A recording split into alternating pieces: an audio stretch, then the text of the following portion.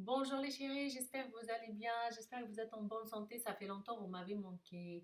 Vous étiez nombreux à m'avoir demandé de vous partager ma brioche 3 en 1, spécial confinement. Je pense que je ne suis pas la seule. On est en confinement actuellement et tout le monde a faim. Moi, j'ai les enfants qui me demandent à manger tous les 5 minutes. Du coup, je vais vous partager ma recette spéciale brioche 3 en 1. Donc, c'est une brioche que vous pouvez utiliser pour le manger en petit déjeuner.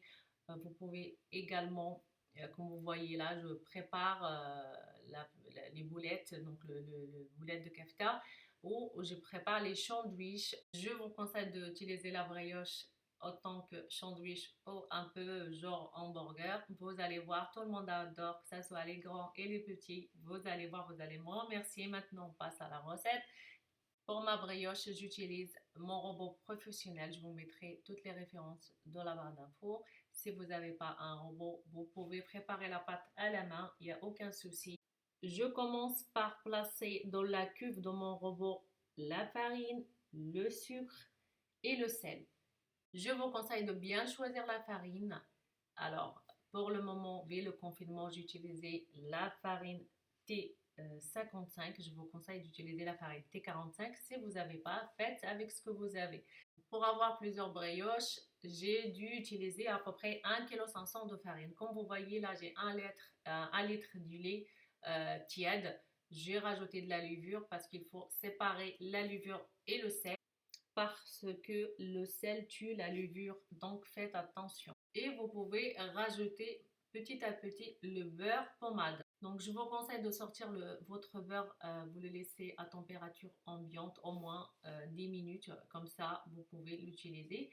Concernant la pâte, je l'ai pétrie pendant à peu près 10 minutes, entre 10 et 15 minutes à vitesse moyenne. Vous laissez pousser votre brioche. L'idéal, c'est laisser poser votre brioche dans un endroit chaud, mais malheureusement, bah moi, j'ai pas d'endroit chaud. Du coup, je place ma brioche près d'un radiateur. Je vous conseille de dégazer votre pâte. Comme vous voyez là, je l'ai mis sur le plan de travail et j'essaie d'enlever vraiment le gaz qu'il y a à l'intérieur. C'est très important.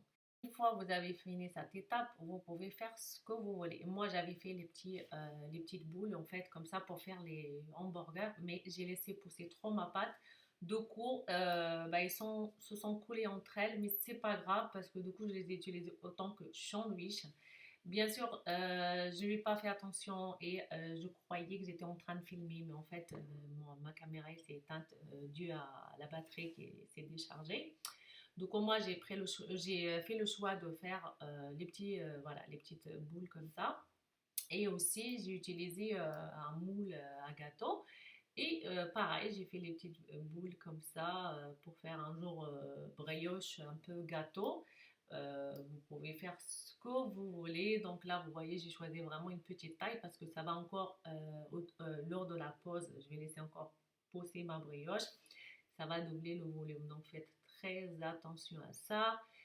Comme vous voyez, avec une seule pâte, j'ai réalisé 3 brioches. Bien, malheureusement, je suis tombée en panne de batterie. Du coup, j'ai pas pu tout vous montrer. Par contre, je vous ai juste montré la petite image, euh, cette vidéo que je suis en train de monter. Je voulais filmer la semaine dernière. J'ai réalisé encore une fois cette semaine la brioche et je vous ai partagé sur Insta. Donc, n'hésitez pas à me suivre là-bas. C'est la beauté du désert, tout simplement. Donc, la troisième brioche, j'avais tout simplement pris une brioche carrée et j'ai mis du chocolat noir à l'intérieur, tout simplement. Je vous conseille d'appliquer un film alimentaire et vous laisser encore poser jusqu'à ce que la brioche double le volume. Vous prenez un jaune d'œuf et vous badigeonnez vos brioches avec du grain de sésame. J'aime beaucoup le grain de sésame car ça donne vraiment un goût incroyable. Et la brioche au chocolat, je n'ai pas rajouté le grain de sésame car mon fils, le petit, il n'aime pas quand il y a quelque chose en plus. Donc voilà les 3 brioches. J'espère que ça vous a plu.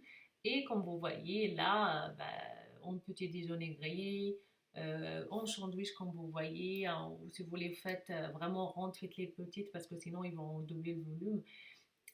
Moi, je suis contente au contraire parce que là, du coup, je peux les utiliser dans mon appareil pour faire un sandwich.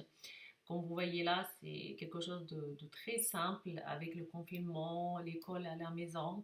C'est très pratique. Vous voyez là, c'est la viande hachée. Donc, que je prépare en kefta, que je déconge la veille.